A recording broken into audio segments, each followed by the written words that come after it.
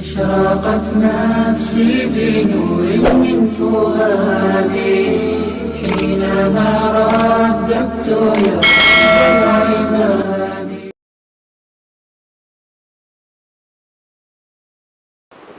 أعوذ بالله من الشيطان الرجيم.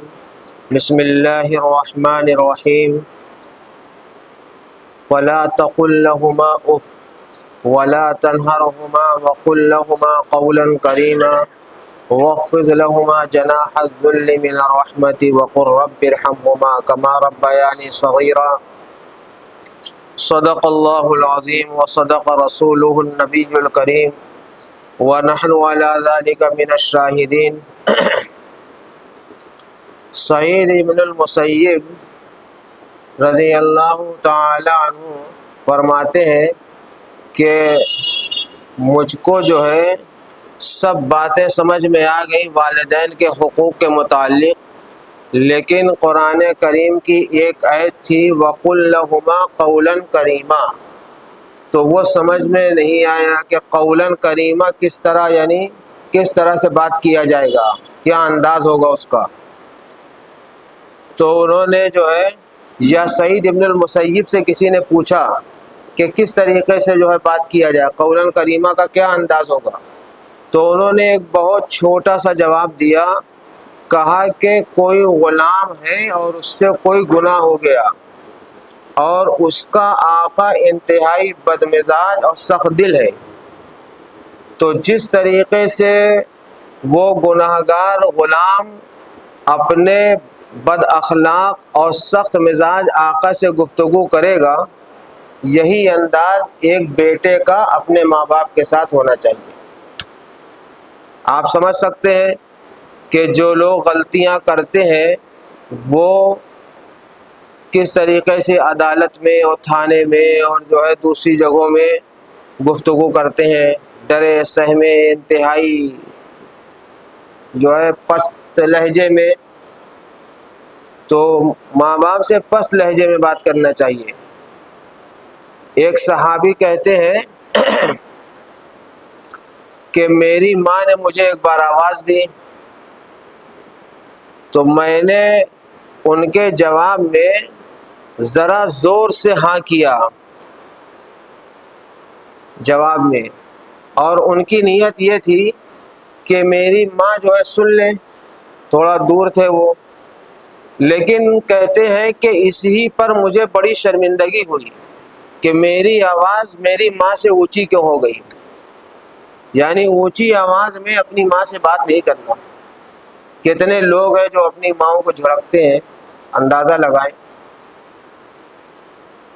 تو کہتے ہیں کہ میں نے اس غلطی کی وجہ سے 2 غلام آزاد کیا تاکہ اللہ مجھے معاف کر دے.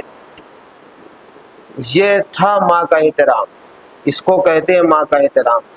اور آج بچے جو ہے شروع ہی سے چلاتے ہیں. یہ بہت اہم بات ہے یاد رکھنے کی کہ جن بچوں کو آپ یہ چاہتے ہیں کہ بڑے ہو کر صحیح رہیں، تو ان کی پرورش جو ہے جو آپ چاہتے ہیں وہ بچپن ہی میں کریں، چھوٹے پن میں ہی.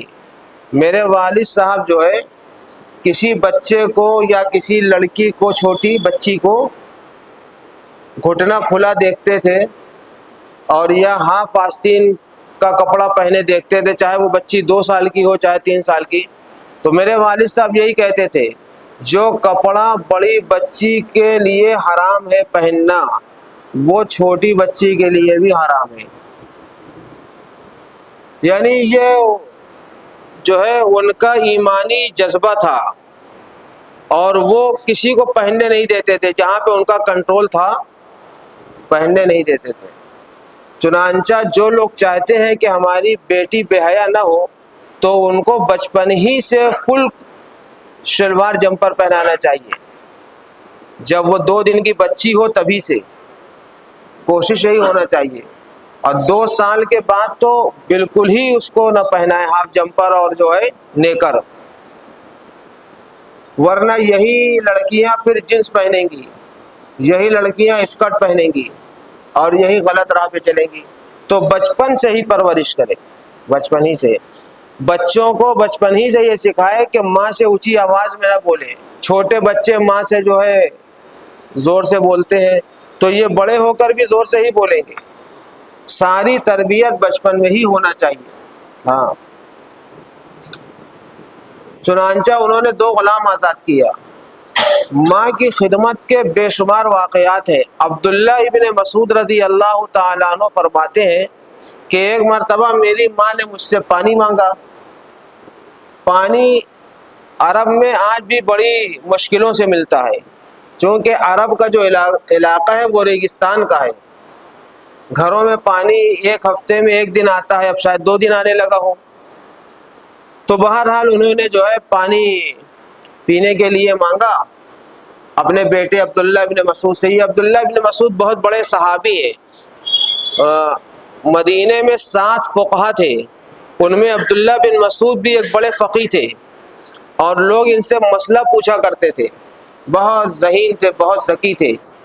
اور جو رسول اللہ صلی اللہ علیہ وسلم جب رات میں نکلے تھے نا ایک مرتبہ، اور وہ جنوں کی جماعت میں چلے گئے تھے جہاں پہ قرآن کی یہ پوری سورہ جن نازل ہوئی، قل اوحی الی انہ استمع نفر من الجن، تو اس سفر میں عبداللہ بن مسعود ساتھ تھے، موجود تھے وہ.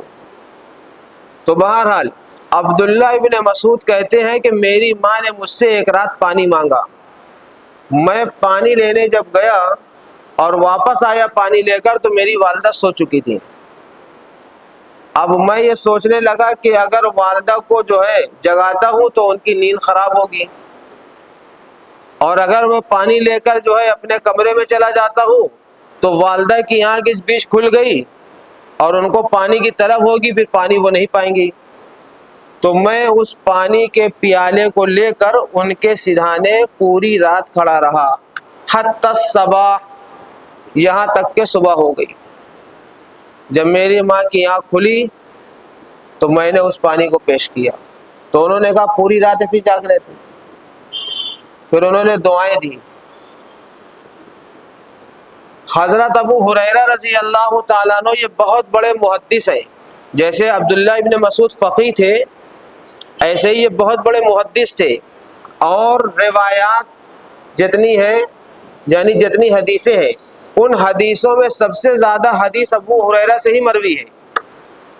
تو حضرت ابو ہریرہ کا پیار دیکھیے اپنی اماں کے ساتھ، اور ان کی اماں کا پیار اپنے بیٹے کے ساتھ دیکھیے کتنا اچھا تھا.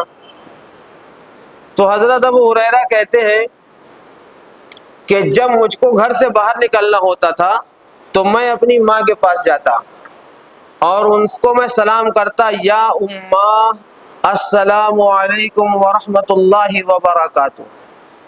تو میری ماں جواب میں کہتی، یا ولدی السلام علیکم ورحمۃ اللہ وبرکاتہ. یہ سلام بہت بڑی دعا ہے.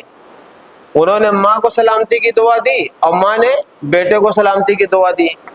پھر وہ پیار و محبت سے اپنی ماں سے کہتے تھے کہ رحم اللہ علیک ربیتنی صغیرا، کہ میری ماں اللہ آپ پر رحم کرے کہ آپ نے مجھے بچپن میں پالا. پیار سے کہتے تھے وہ اپنی ماں سے. تو ان کی ماں کہتی تھی رحم اللہ یا ابا ہریرہ علیک انت بررتنی کبیرا، کہ اللہ تعالیٰ تم پر رحم کرے اے میرے بیٹے ابو ہریرہ، کیونکہ تم نے بڑے ہو کر میری اطاعت کی. وہ کہتے ماں سے کہ آپ نے مجھے بچپن میں پالا، جب میں چھوٹا تھا، اللہ آپ پر رحم کرے. اور ماں کہتی کہ اللہ تم پر رحم کرے کہ تم نے بڑے ہو کر میری فرما برداری کی. ایک ماں کو اپنے بیٹے کی فرما برداری سے کیا ہوتی ہے؟ بڑی خوشی ہوتی ہے. اور ایک دو نہیں، سینکڑوں واقعات ہیں، اور آج بھی اس دھرتی پر ایسا ہو رہا ہے کہ ماں باپ کی خدمت کی وجہ سے دوسری قومیں اسلام میں داخل ہو رہی ہیں. ایک واقعہ ہے کہ ریلوے اسٹیشن پر ایک بوڑھی عورت بیٹھی ہوئی تھی انگریز کی، اور اس کے پاس سیب تھا. اس نے سیب نکالا اور سیب نکال کر وہ دانت سے کاٹ کر کھانے کی کوشش کر رہی تھی. تو اس نے بہت کوشش کی، وہ تھوڑا بہت کتر پائی، پورا سیب کاٹ نہیں پائی دانتوں سے. بھائی عمر اس کی 70 سال قریب تھی. تو ایک مسلمان دیکھ رہا تھا. وہ مسلمان جو ہے اپنا چاقو لے کر پہنچا اور اس کے سیب کو دھلا، اور دھلنے کے بعد جو ہے اس نے کاٹ کے جو ہے اس بوڑھی خاتون کو کھلایا ریلوے اسٹیشن پر. تو اس بوڑھی خاتون نے پوچھا کہ یہ سب تم کو کس نے سکھایا ہے؟ تو اس نے کہا میرے دین نے سکھایا ہے. تو اس نے پوچھا کہ تمہارا دین کون ہے؟ تو کہا کہ اسلام. کہا کہ اسلام کیا سکھاتا ہے؟ کہا کہ اسلام یہ سکھاتا ہے کہ جب تمہارے ماں باپ خاص طور پہ بوڑھے ہو جائیں تو ان کو کسی حال میں نہ چھوڑنا، ہر حال میں جو ہے ان کی خدمت کرنا، ان کی اطاعت کرنا، ان کی اجازت کے بغیر کوئی کام نہ کرنا، ہر کام میں ان کی اجازت لینا. چنانچہ جو ہے اس نے کہا، اس لڑکے نے کہا کہ چونکہ ریلوے اسٹیشن پہ یہ لوگ تھے نا، تو دوسری جگہ پہ وہ تھا اپنا شہر چھوڑ کے. تو اس نے کہا کہ میرے شہر میں میری ماں رہتی ہے، آپ ہی کی عمر اس کی ہے، جیسے آپ 70 سال کی ہیں قریب، ایسے ہی میری ماں بھی 70 سال کی ہے، اور وہ میرے ساتھ میرے گھر میں رہتی ہیں، اور اس طرح رہتی ہے جیسے کوئی ملکہ رہتا ہو، یعنی شہزادی کی طرح رہتی ہیں. اور ہم لوگ ان کی اجازت کے بغیر گھر کے باہر نہیں نکلتے. بوڑھی ماں ہے لیکن اجازت کے بغیر گھر کے باہر نہیں نکلتے. اور پھر جو ہے یہ بھی کہا کہ ان کے بغیر ہم لوگ کھانا نہیں کھاتے ہیں، جب وہ کھانا شروع کرتی ہے کھانا تب ہم لوگ کھاتے ہیں، یا ان کے کھانے کے بعد کھانا کھاتے ہیں. تو اس نے پوچھا کہ جو ہے اسلام میں کس طرح داخل ہوا جاتا ہے؟ چنانچہ اس نے کلمہ پڑھ لیا اور اسلام میں داخل ہو گئی. تو ماں کی خدمت سے ہمارے اور آپ کی لوگ اسلام میں داخل ہو رہے ہیں. آج بھی ایسے واقعات یہ جو ہے نا اولڈ ہوم بولے جاتے ہیں، جو مطلب بوڑھے لوگوں کے لیے گھر بنایا جاتا ہے کہ وہاں ان کو چھوڑ دیتے ہیں، تو وہاں پہ بھی بہت تیزی سے جو ہے عورتیں اور مرد اسلام میں داخل ہو رہے ہیں. کیونکہ اولادیں، ہاں اس نے ایک بات اور کہی، عورت نے خاص اس نے ایک بات یہ کہی کہ وَلَمْ يُكَلِّمُنِي مِنْ 10 سنین. عربی کی عبارت سے چونکہ میں نے لیا ہے تو اس لیے اس عورت نے کہا کہ 10 سال ہو گئے میری اولاد نے مجھ سے بات نہیں کی، 10 سال ہو گئے. تو جو لوگ اپنی ماں سے اور اپنے والد سے فون پر بات نہیں کرتے ہیں، یہ بھی ایک بے ادبی ہے، اور یہ بھی محبت کے خلاف ہے. ماں کے ادب کا تقاضا اور ماں کے ساتھ محبت کا تقاضا یہ ہے کہ بیٹا جہاں کہیں ہو وہ ماں کی خیریت کیا کرے؟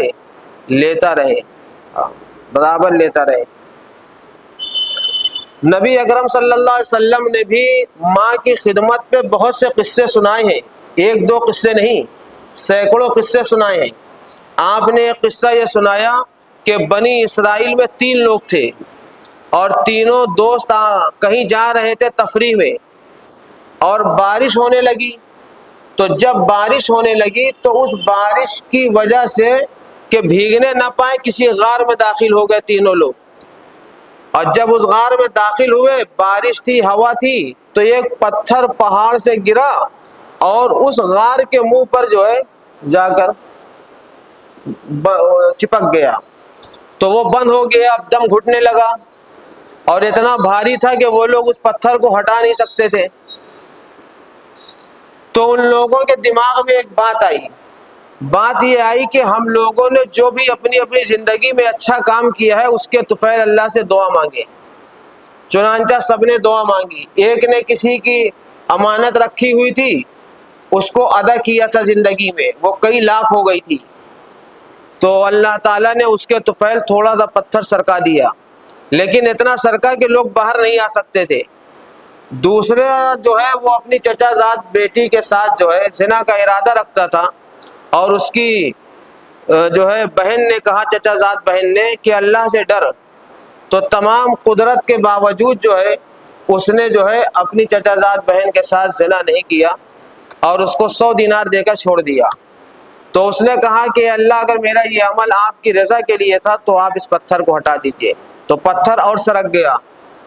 تیسرے شخص نے کہا کہ یا اللہ میرے بوڑھے ماں باپ تھے اور اس آدمی کا وہ چرواہا تھا، تو اس آدمی کا یہ معمول تھا کہ جب وہ بکریاں چرا کر گھر واپس آتا تو سب سے پہلے دودھ دہا کرتا تھا اور اپنی ماں کو پلاتا اور اپنے باپ کو پلاتا، پھر بچوں کو پلاتا، پھر بیوی کو پلاتا۔ چنانچہ ایک دن ایسا ہوا کہ اس کو آنے میں دیر ہو گئی، تو اس نے دودھ دہا اور جو ہے اپنی ماں کے پاس جب پہنچا تو اس کی ماں سو چکی تھی، تو وہ دودھ لے کر ایسے ہی کھڑا رہا اپنی ماں کے سیدھانے۔ یہ نبی اکرم صلی اللہ علیہ وسلم نے قصہ سنایا ہے، کھڑا رہا ایسے ہی، اور اس کے بچے اس کے سامنے بلکتے رہے، روتے رہے، لیکن اس نے چونکہ ماں کے محبت سے وہ سرشار تھا اور اس جذباتی تھا، تو اس نے کہا نہیں پہلے میری ماں پئیں گی۔ چنانچہ جو ہے اس نے جب صبح ہوئی قریب تو اپنی ماں کو پہلے دودھ پلایا، پھر اس کے بعد جو ہے دوسرے جو ہے لوگوں کو پلایا۔ تو اس کے صدقے طفیل اس نے کہا کہ یا اللہ اس پتھر کو کھسکا دیجئے، تو چٹان کے منہ سے وہ پتھر پورا ہٹ گیا اور وہ تینوں لوگ اس سے باہر آ گئے۔ تو ماں کی خدمت سے وہ بچہ بھی نجات پایا اور اس کے ساتھ ساتھ سبھی لوگ نجات پا گئے۔ تو ماں کی خدمت سے جان بھی بچتی ہے اور ماں کی خدمت سے جو ہے انسان جو ہے بہت سی بڑی بڑی کامیابیاں حاصل کرتا ہے اور ماں کی دعاؤں سے جو ہے روزی میں برکت بھی ہوتی ہے ان کے ادب کی وجہ سے۔ نبی اکرم صلی اللہ علیہ وسلم ہی نے ایک واقعہ اور بیان کیا ہے، حدیث میں لکھا ہے کہ بنی اسرائیل میں ایک بچہ تھا اور وہ بچہ اپنی ماں کا بہت ادب کرتا تھا، بہت خیال کرتا تھا، ہر بات اپنی ماں سے پوچھ کر کیا کرتا تھا۔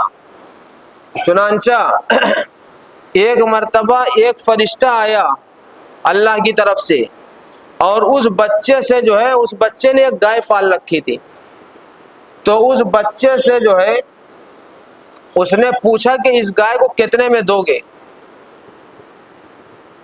تو اس نے کہا کہ ہم اپنی ماں سے پوچھیں گے تب بتائیں گے۔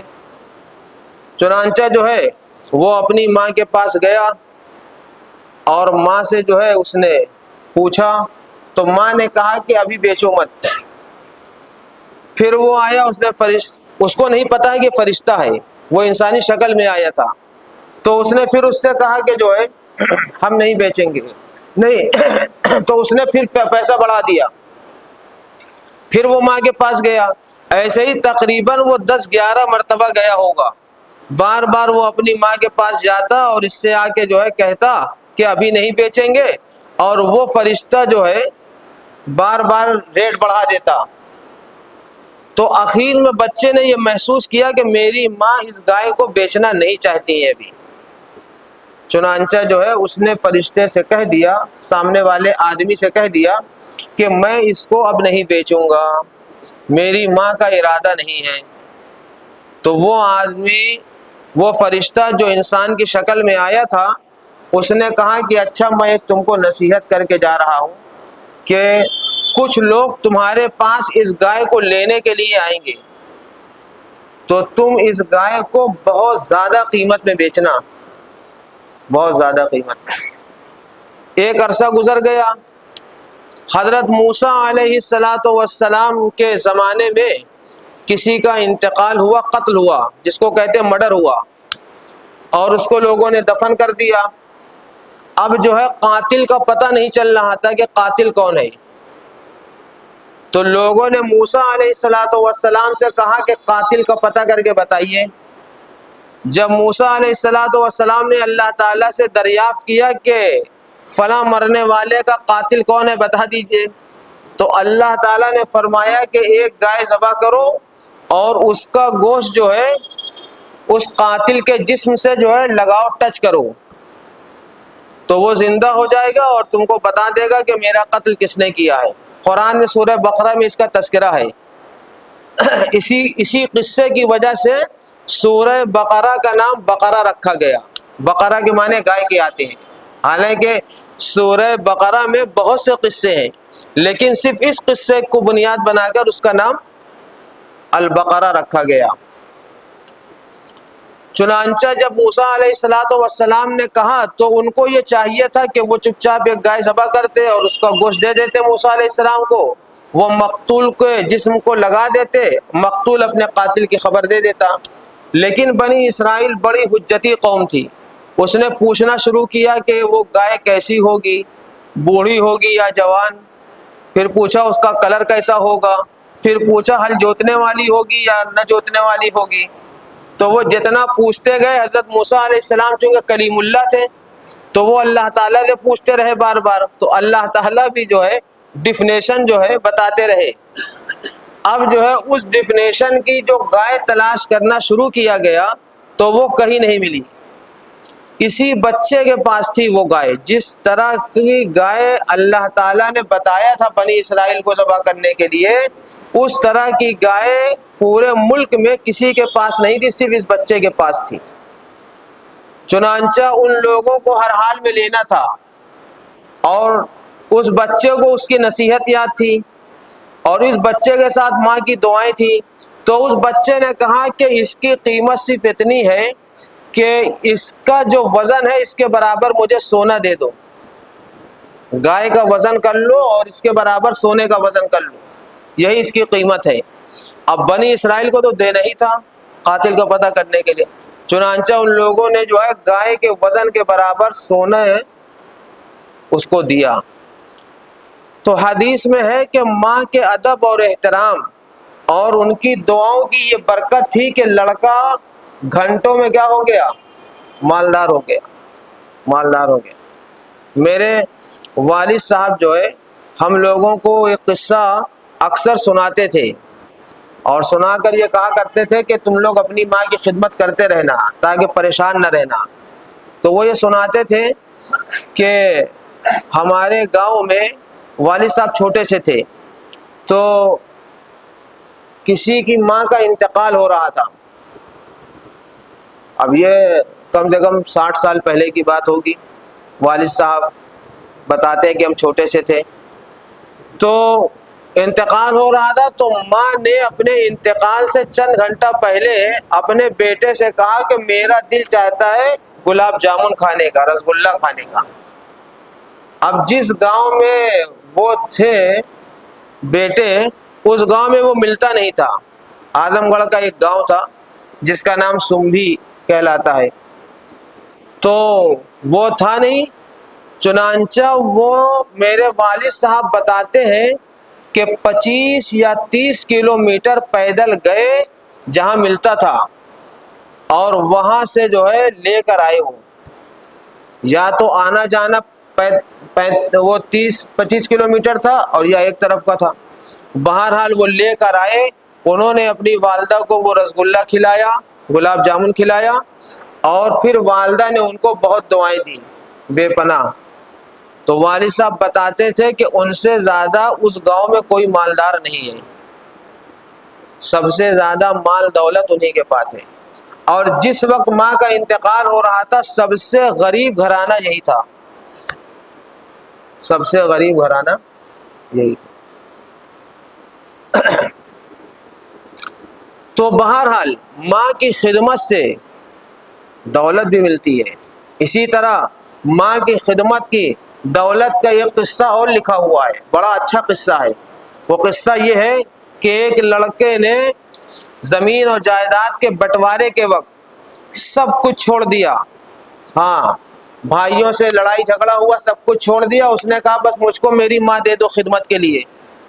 وہ اپنی ماں کی خدمت کرتا رہا، ہاں ایک دن اس کو خواب میں جو ہے یہ دکھا کہ فلاں جگہ چلے جاؤ اور 2 پتھروں کے بیچ میں صرف 1 دینار ہے، اس کو تم لے لو اور خرچ کر لو۔ چنانچہ وہ صبح اٹھا اور چلا گیا، اور جب پتھر اٹھایا تو 1 دینار وہاں تھا، وہ لے آیا۔ جب وہ دینار لے کے لوٹ رہا تھا تو اس کے دل میں یہ خیال آیا کہ یہ اللہ کی ایک نعمت ہے ہمارے بچوں نے بھی بہت دن سے مچھلی نہیں کھائی ہے، چلو مچھلی خرید کے کھلا دیں۔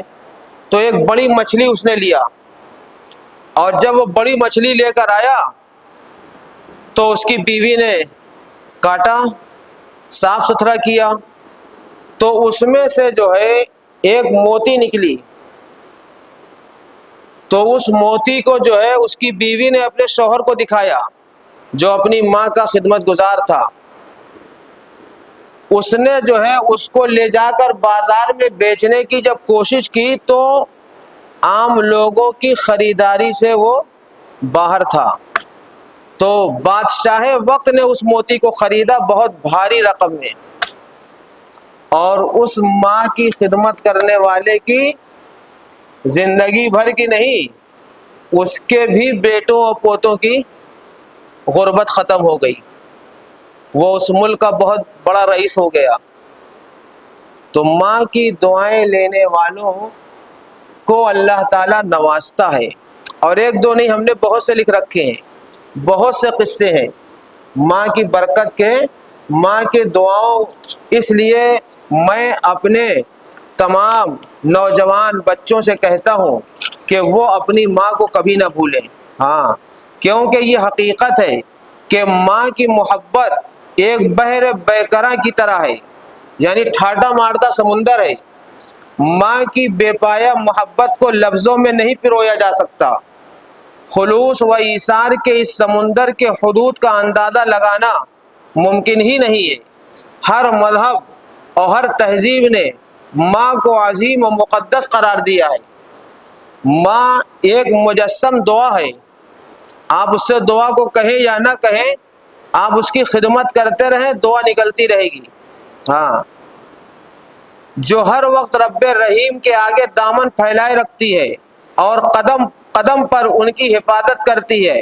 ماں دنیا کی وہ عظیم ہستی ہے جس کی محبت کے سامنے ہر انسان کی محبت کمتر ہے۔ ماں جیسی محبت، خلوص اور ایثار دنیا میں کوئی دوسرا نہیں دے سکتا۔ ماں اپنا وجود کاٹ کر، اپنے حصے کی خوشیاں چھوڑ کر، اپنی اولاد کی چھوٹی چھوٹی خواہشوں اور بڑے بڑے ارادوں میں ان کی مددگار ہوتی ہے، ان کی مددگار ہوتی ہے۔ ہم کو یاد آتا ہے، آج تک ہمیں شرم آتی ہے، میں نے ایک مرتبہ اپنی نانی سے کہہ دیا تھا، میری والدہ تھی عرب میں اور میں تھا یہاں پہ، تو میں نے اپنی نانی سے کہہ دیا کہ مجھے جو ہے چمڑے کی چپل چاہیے۔ اب میری نانی نے تقریباً 8-9 مہینے کے بعد جو ہے، ہم نے جو پیسہ بتایا تھا کہ اتنے کی مل رہی ہے، تو 8 یا 9 مہینے کے بعد انہوں نے مجھے اتنا پیسہ دیا اور کہا کہ سیف تم چپل خرید لو چمڑے کی جو کہہ رہے تھے۔ تو میں نانی کی تنگی کو جانتا تھا، میں نے پوچھا کہ پیسہ کیسے آیا، تو کہا کہ 9-10 مہینے سے ہم جو ہے کباب منگاتی تھیں وہ جبار کے ہاں سے، تو کہنے لگی کہ میں نے وہ کباب کا عدد کم کر دیا، 6 کے بجائے 4 منگانے لگی، اور سبزی کی مقدار کم کر دی، اسی سے تھوڑا تھوڑا پیسہ بچا کے تمہارے لیے اکٹھا کیا۔ تو ماں کی یہ محبت ہے، تو ماں کی کتنی محبت ہوتی ہوگی۔ اس طریقے سے جو ہے والدین اپنے بچوں کی پرورش کرتے ہیں، انسان سوچ نہیں سکتا۔ تو کس طریقے سے انہوں نے سبزی اور کباب وغیرہ، چٹنی وغیرہ کبھی نہیں بناتی، کم کرتی تھی، بہت ایماندار تھی۔ جو جب ان کا انتقال ہوا نانی کا، تو وہ جو ہے کئی ان کے میں وہ نکلی تھیلی پیسوں کی، تو ان پیسوں کی تھیلی میں جو ہے سب لکھا تھا کہ یہ مسجد ایک پہ لکھا تھا، مدرسہ لکھا تھا، سمجھے آپ، سب جس کا تھا، وہ پڑھی لکھی تو تھی نہیں زیادہ، تو کسی سے لکھوا کے رکھ رکھا تھا۔ یہ ہے کہ ماں بڑی عظیم چیز ہے۔ اگر ہم دیکھیں تو اندازہ ہوتا ہے کہ ایک ماں کس قدر اذیت، تکلیف اور محبت سے اپنے بچوں کو پالتی ہے، ان کے لیے ہر طرح کے حالات کا مقابلہ کرتی ہے تاکہ ان کی زندگی آرام سے گزرے۔ سخت سرد راتوں میں جب بچے بستر گیلا کر دیتے ہیں تو ماں انہیں خشک جگہ پر لٹا دیتی ہے اور خود گیلے بستر پر سو جاتی ہے۔ اس طرح کی ہزاروں قربانیاں ہیں جو ایک ماں اپنے بچے کے لیے دیتی ہے۔ ماں ایک ایسی ہستی ہے جس پر انسان ہر طرح کا اعتماد کر سکتا ہے، اسے اپنے دکھ سکھ میں شریک کر سکتا ہے، کیونکہ اس سے زیادہ قابل اعتبار ہمراز دنیا میں کوئی دوسرا نہیں ہو سکتا۔ اور بات صحیح ہے کہ ماں کا چہرہ دیکھ لے انسان یا سلام کر لے تو سارا دکھ اور درد جو ہے ختم ہو جاتا ہے۔ ایک درد ہے جو کہیں کہا نہیں جا سکتا ہے، جو بیوی سے ملتا ہے، وہ صرف ماں سے ہی کہہ سکتا ہے انسان۔ بہت سب بیویاں ایسی نہیں ہوتی، لیکن جو بیویاں دکھ پہنچاتی ہیں، تکلیف پہنچاتی ہیں، تو ماں ہی کا ایک رشتہ ہے جہاں بچہ جا کے کہہ سکتا ہے تھوڑا بہت۔ تو وہی کہا جا رہا ہے کہ ہمراز کوئی دوسرا نہیں ہو سکتا، لیکن اس کے باوجود بعض اوقات دیکھنے میں یہ آتا ہے کہ اس عظیم ہستی کے ساتھ اس کی اولاد ناروا سلوک کرتی ہے۔ اس لیے ہمیں چاہیے کہ اس شفیق ہستی کی محبتیں زیادہ سے زیادہ سمیٹیں اور اسے ہر حال میں خوش رکھنے کی کوشش کریں۔ سال میں صرف ایک دن ماں کو منا لینے سے بات نہیں بنتی، بلکہ ہر روز اپنی ماں کی قدر کریں۔ اور جن لوگوں کی ماں دنیا سے رخصت ہو گئی ہیں انہیں چاہیے کہ وہ اپنی ماں کے لیے ہر وقت دعائے خیر کرتے رہیں۔ آپ کو بتائیں، بات بہت لمبی ہو جائے گی، ہم بات کو ختم کر رہے ہیں کہ انبیاء علیہم الصلاۃ والسلام یہ اپنی ماؤں کے لیے دعائیں کرتے تھے۔ نبی حضرت ابراہیم علیہ الصلاۃ والسلام سے جب ان کے والد نے یہ کہا کہ میں تم کو جو ہے پتھر سے رجم کر دوں گا، مار ڈالوں گا، لارجمنک وہجرنی ملیہ، تم کو میں مار ڈالوں گا، تم میرا گھر چھوڑو، بھاگو یہاں سے، قرآن کہتا ہے۔ تو حضرت ابراہیم علیہ السلام بڑے پیار سے کہتے ہیں اپنے والد سے، سوف استغفر لکم ربی، کہ میں آپ کے لیے اللہ سے استغفار کرتا رہوں گا، آپ مجھے کچھ بھی کہیں لیکن میں اللہ سے آپ کے لیے استغفار کرتا رہوں گا۔ یہ علماء نے لکھا ہے کہ انہوں نے اپنے والد کو بہت عمدہ جواب دیا، ردن جمیلا۔ اس لیے حدیث میں آتا ہے کہ کیسے بھی ماں باپ ہو، بے دین ہو، کافر ہو، آپ مذہب بدل دے، یعنی غیر مسلم میں سے کوئی اسلام میں داخل ہو جائے، اس کے ماں باپ اسلام میں نہ داخل ہو، تب بھی وہ ان کا ادب احترام کرے۔ ہاں، حضرت ہندہ جب حضرت سفیان آئے تو بستر ہٹا دیا، یا ام حبیبہ نے، تو آپ صلی اللہ علیہ وسلم نے کہا نہیں ایسا نہ کرو، ان کا ادب و خیال کرو۔ چنانچہ صحابہ کو یہ ترغیب دی گئی تھی کہ وہ اپنے کافر ماں باپ کی بھی کیا کریں، اطاعت کریں۔ تو ایک بات یاد کر لیجئے، جن کے ماں باپ دنیا میں موجود ہیں، زندہ ہیں، تو ان کے تو بہت سے حقوق ہیں، بہت سے حقوق ہیں، لیکن 7 حق ان کو ہم بتا دے رہے ہیں، اس کو جو ہے یاد کر لیجئے۔ نمبر 1، دل و جان سے ان کی عزت اور احترام کرنا اگرچہ وہ کافر ہوں۔ نمبر 2، حسن سلوک اور محبت و الفت کا معاملہ ان کے ساتھ کرنا۔ نمبر 3، شریعت کے دائرے میں رہتے ہوئے ان کی اطاعت کرنا۔ نمبر 4، ان کے احسانات اور کاوشوں کی قدردانی کرنا۔ نمبر 5، ان کی حاجات و ضروریات کو پورا کرنا، ان کو کیا ضرورت ہے معلوم کر کے اس کو پورا کرنا۔ نمبر 6، ان کی شادابی اور لمبی عمر کے لیے دعائیں کرنا۔ اور نمبر 7، کثرت سے ان کی زیارت کرتے رہنا۔ جو بھی لڑکا کہیں بھی ہو، کچھ نہیں تو کہیں باہر کماتا ہے، رہتا ہے، تو عید میں چلا آئے، عید اپنے ماں باپ کے ساتھ کر لے، جہاں اس کے ماں باپ رہتے ہو وہاں پہنچ جائے، کیونکہ پھر یہ نعمت نہیں ملے گی۔ میری زندگی کی یہ پہلی عید ہے جس میں نہ میری ماں ہوں گی نہ میرے والد ہوں گے۔ اب کسی کے ماں باپ دنیا سے جا چکے ہیں تو ان کے لیے بھی 7 حق ہیں، یاد کریں سب لوگ، 7 حق۔ نمبر 1، ان کے لیے دعائے مغفرت کرنا، اور نمبر 2، ان کے لیے ایصال ثواب کرتے رہنا بشرطے کہ والدین مسلمان ہوں۔ نمبر 3، ان پر کسی کا قرض ہو تو ادا کرنا، اور نمبر 4، ان کی وصیت پوری کرنا، جو انہوں نے وصیت کی ہے اس کو پورا کرنا، یہ اولادوں کا حق ہے۔ نمبر 5، ان کے رشتہ داروں کا خیال رکھنا، خالہ کا، ماموں کا، جو بھی آپ کی ماں سے جڑے ہیں لوگ، ان کا خیال کرنا۔ اور نمبر 6 ان کے اعزاء، اقارب اور دوستوں کی اعانت کرنا۔ اور نمبر 7 وقتاً فوقتاً ان کے قبروں کی زیارت کرنا۔ یہ 7 حق ہے، ان 7 حق کا خیال کرنا چاہیے۔ تو پہلا حق کیا ہے مرنے کے بعد ماں باپ کا؟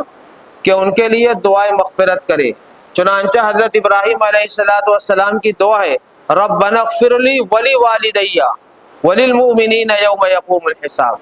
اور یہ تو اللہ تعالیٰ ہی نے سکھایا ہے دعا، رب ارحمہما کما ربیانی صغیرا، دعا کرتا رہے۔ دوسرے ایصال ثواب کرتا رہے۔ ایصال ثواب میں بہت سی چیزیں آتی ہیں، پڑھ پڑھ کے بخشتا رہے، ان کی طرف سے عمرہ کر لے، ان کی طرف سے حج نہ کیا ہو تو حج کر لے، ان کے صدقہ جاریہ کے لیے کہیں کنواں کھدوا دے، کہیں مسجد بنوا دے، کہیں مسجد بن رہی ہو تو اس میں حصہ لے لے، جس کی جو حیثیت ہے۔ دیکھیے کسی کا 1 روپیہ بہت ہے اور کسی کا 1 لاکھ بھی کیا ہے، کم ہے۔ جس کو اللہ نے جو حیثیت دی ہے ایسے ہی کر لے۔ اور یہ ایصال ثواب ہے، اسی کو کہتے ہیں ماں باپ کے لیے صدقہ جاریہ کرنا۔ نبی اکرم صلی اللہ علیہ وسلم کے پاس ایک صحابی آئے، انہوں نے پوچھا کہ میری ماں کا انتقال ہو گیا ہے تو میں کیا کروں ان کے لیے؟ کوئی ان کے لیے صدقہ کر سکتا ہوں؟ اتصدقوا، آپ نے فرمایا ہاں، ان کے ثواب کے لیے تم کنواں کھدوا دو، کیونکہ عرب میں پانی کی بڑی سخت ضرورت ہوتی تھی، تو یہ بہت بڑا اجر و ثواب تھا۔ چنانچہ انہوں نے کھدوا دیا، اور وہ آج تک جو ہے بہت مشہور ہے وہ کنواں۔ تو یہ بھی کرتے رہنا چاہیے۔ آج کل جو ہے ایک کام یہ بھی کیا جا سکتا ہے کہ اپنے والد اور والدہ کے صدقہ جاریہ کے لیے کوئی دینی کتاب چھپوا دے۔ سمجھے آپ؟ ہمارے ہاں ماشاءاللہ بہت سے لوگوں نے اپنے والدین کے لیے کتاب چھپوائی ہے اور بڑا ثواب لوگوں کو مل رہا ہے۔ ایک صاحب نے آسان نماز چھپوائی ہے، اس کو میں بانٹتا رہتا ہوں۔ ایک صاحب نے اپنے والد کے ایصال ثواب کے لیے جنتری چھپوائی ہے۔ تو ایسے ہی لوگ اپنے والدین کے لیے اس طرح کتابیں بھی چھپوا سکتے ہیں، جس سے جو ہے تمام دنیا کے مسلمانوں کو کیا ہو، فائدہ ہو۔ نمبر 3 ان پہ جو قرض ہے اس کو معلوم کرے، ادا کرے۔ قرض دونوں طرح کا ہوتا ہے، ایک قرض جو ہے واجبی ہے، فرض ہے، جس کو آپ کی ماں باپ نے کسی سے لیا تھا، وہ ادا کرنا تو ضروری ہے، اس میں کوئی معافی نہیں ہے۔ ان کے پاس اگر مال ہے تو اس سے ادا کرے، اور نہیں ہے تو اپنے مال سے اولاد ادا کرے۔ اور دوسرا یہ بھی ہے کہ اگر ان کا کوئی روزہ اور نماز چھوٹ گیا ہو تو یہ استحباباً ہے کہ اپنے ماں کی طرف سے جو ہے وہ فدیہ ادا کر دیں۔ ہاں، میرے ایک بھائی نے والدہ کے انتقال پر 1 لاکھ سے زیادہ روپے جو ہے فدیے میں ان کے دیا، جو اسپتال اور بیماری میں نماز وغیرہ چھوٹی تھی۔ ایک عورت نے جو ہے مجھ سے اپنی ماں کے 35 سال کے فدیے کا حساب کروایا ہے، دھیرے دھیرے دے رہی ہے 35 سال، یعنی وہ ان کا کہنا ہے میری ماں نماز نہیں پڑھتی تھی۔ تو جب بھی فدیہ نکالنا ہے تو طریقہ یہ ہے کہ 15 سال تو نکال دیا جائے گا نابالغی کا، سمجھے آپ؟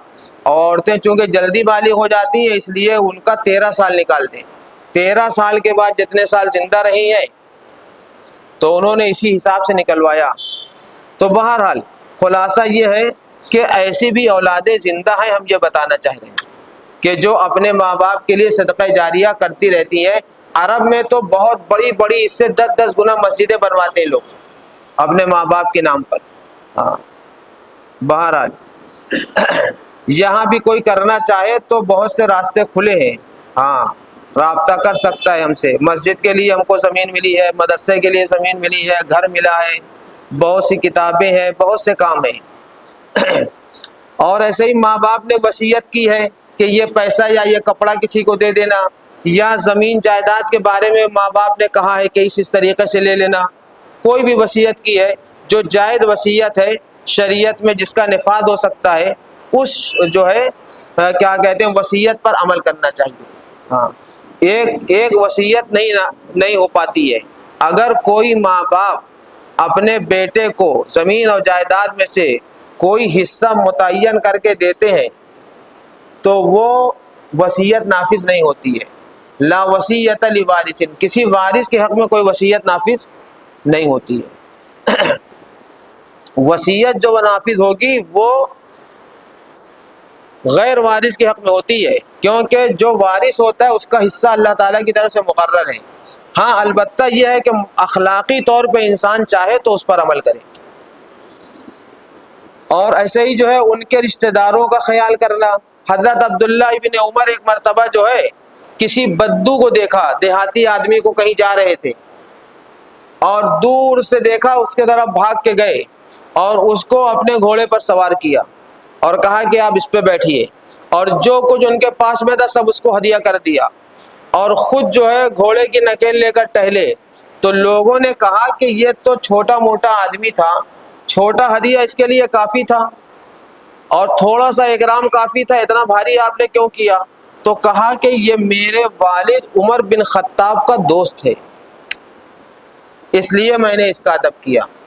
تو جو بیٹے ہیں وہ اپنے ماں باپ کے تعلقات کا جو ہے خیال رکھیں کہ کس سے جو ہے ان کا گہرا تعلق تھا، ان تعلق کو باقی رکھیں. اور ایسے ہی جو ہے عزیز و اقارب میں جو ہے سب لوگوں کا، رشتہ داروں کا، اور وقتاً فوقتاً ان کے قبر کی کیا کرتے رہنا چاہیے؟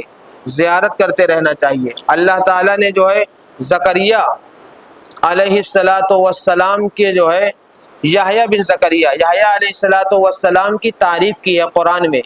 فرمایا کہ یہ وہ بچہ ہے کہ جو اپنے ماں باپ کا فرما بردار ہے، نافرمان نہیں ہے.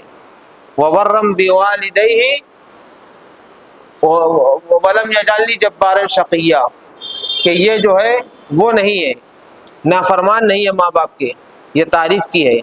اور جو ہے اللہ تعالیٰ نے جب نبیوں کو حکم دیا ہے ماں باپ کی جو ہے اطاعت کا، تو آپ بتائیے کہ ہم لوگ کی کیا حیثیت ہے.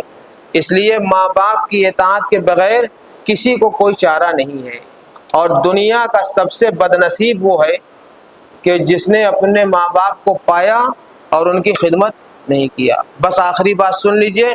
حضرت علقمہ ایک صحابی تھے، ان کا انتقال کا وقت جب قریب آیا تو لوگوں نے نبی اکرم صلی اللہ علیہ وسلم کی خدمت میں حاضر ہو کر یہ کہا کہ یا رسول اللہ صلی اللہ علیہ وسلم، علقمہ کا آخری وقت ہے اور جو ہے وہ کلمہ ان کی زبان پر جاری نہیں ہو رہا ہے، جاری نہیں ہو رہا ہے.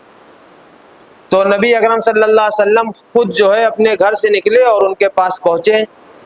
تو آپ نے لوگوں سے پوچھا کہ ان کی ماں زندہ ہیں؟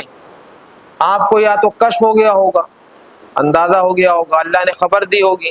تو لوگوں نے بتایا ہاں ان کی ماں زندہ ہیں. پھر پوچھا کہ ان کی ماں ان سے راضی ہے؟ تو کہا راضی نہیں ہے، بہت ناراض ہیں. جب سے شادی ہوئی ہے تو ماں ان سے ناراض ہے، کوئی وجہ ہوگی، صحابی یا رسول ہیں یاد رکھیے، اور ماں ناراض ہے، کلمہ نصیب نہیں ہو رہا ہے. تو پھر جو ہے نبی اکرم صلی اللہ علیہ وسلم نے ان کی ماں کے پاس آدمی بھجوایا اور کہا کہ اپنے بیٹے علقمہ کو معاف کر دیں. تو ان کو تکلیف زیادہ پہنچی تھی، اس لیے کہا کہ میں معاف نہیں کروں گی. تو نبی اکرم صلی اللہ علیہ وسلم پر کروڑوں درود و سلام نازل ہو، کتنی حکمت تھی ان کے پاس. تو نبی اکرم صلی اللہ علیہ وسلم نے لوگوں کو حکم دیا کہ لکڑی جمع کرو اور علقمہ کو اسی میں جلایا جائے، اور اس کی ماں کو بھی بلاؤ دیکھے وہ. تو ان کی ماں کو جب خبر ملی کہ علقمہ یعنی میرے بیٹے کو جلایا جائے گا، تو ظاہر سی بات ہے ماں تو ماں ہے، پھر ماں کی ممتا کا کیا پوچھنا. تو وہ بے چین ہو گئی، بے قرار ہو گئی، ہاں تڑپ گئی، اور اس نے کہا کہ ایسا نہیں ہو سکتا کہ میرا بیٹا میرے سامنے جلایا جائے، ہاں میرے سامنے جلایا جائے. تو پھر نبی اکرم صلی اللہ علیہ وسلم فرمایا کہ یہ جہنم میں جلے گا، تم برداشت کرو گی؟ تم معاف نہیں کرو گی تو یہ جہنم میں جلے گا. تو پھر ماں نے کہا کہ میں نے معاف کیا. جیسے ہی ماں نے معاف کیا ویسے ہی کلمہ جاری ہو گیا. سمجھے آپ؟ تو بہرحال اب ایک قصہ اور بہت اچھا یاد آ گیا، سنا دیتا ہوں، بہت چھوٹا سا ہے. حضرت داؤد علیہ السلام بادشاہ بھی تھے اور قاضی بھی تھے. ان کی عدالت میں دو عورتیں آئیں لڑتے ہوئے. تو دو اور ایک بچہ ساتھ میں تھا، دونوں عورتیں یہ کہہ رہی تھی کہ بچہ میرا ہے، دونوں کہہ رہی تھی۔ اب حضرت داؤد علیہ السلام اللہ کے نبی تھے، اور جو ہے ظاہر سی بات ہے بہت وہ کوشش کر رہے تھے، سمجھا رہے تھے، قسم لے رہے تھے، ثبوت مانگ رہے تھے، لیکن کچھ سمجھ میں نہیں آ رہا تھا۔ اتنے میں ان کے بیٹے حضرت سلیمان علیہ السلام پہنچ گئے۔ تو حضرت سلیمان علیہ السلام کی حکمت، چونکہ ان کو بھی پوری دنیا پر حکومت کرنا تھا، تو اللہ تعالیٰ جس سے کام لینا چاہتا ہے اس کو عقل بھی دے دیتا ہے۔ چنانچہ جو ہے وہ جو ہے کیا نام ہے، حضرت سلیمان علیہ السلام پہنچے، اور حضرت داؤد علیہ السلام اپنے والد کو دیکھا کہ بہت پریشان ہے، بہت پریشان ہے۔ تو پوچھا کیا واقعہ، بتایا یہ ہے، اور سمجھ میں نہیں آ رہا ہے کہ کس کا بیٹا ہے۔ تو حضرت سلیمان علیہ السلام نے کہا کہ ارے بہت آسان ہے، یہ تلوار منگائیے، آدھا آدھا کر کے ہم دے دیتے ہیں دونوں کو، ایک اس کو ایک اس کو، دونوں آدھا آدھا لے لیں اپنا اپنا بیٹا۔